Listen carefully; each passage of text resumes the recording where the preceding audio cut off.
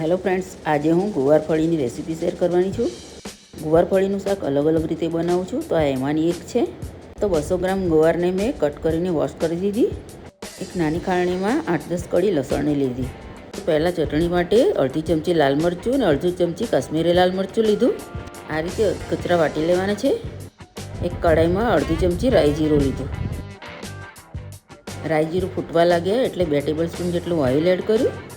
વઘાર માટે અડધી ચમચી હિંગ એડ કરી અને અડધી ચમચી હળદર એડ કરી.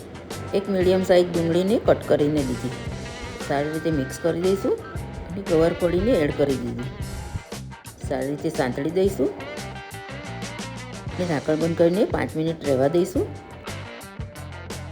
થોડું સોફ્ટ થઈ ગયું છે.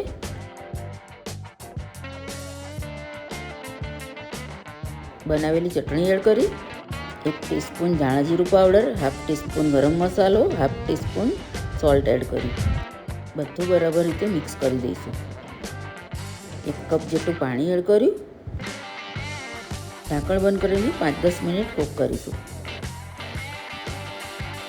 આ રીતે એકદમ ડ્રાય થઈ જાય ત્યાં સુધી કૂક કરવાનું છે. બધું પાણી સુકાઈ જાય ત્યાં સુધી ગેસની મીડિયમ ફ્લેમ રાખવાની છે. પછીથી 5 મિનિટ ધીમી આંચ પર કૂક કરવાનું છે. શાકમાં તેલ છૂટું પડે ત્યાં સુધી કૂક કરવાનું છે. જો શાક આપણું રેડી થઈ ગયું છે. ગરમા ગરમ રોટલી અને પૂરી સાથે ખાઈ શકાય છે.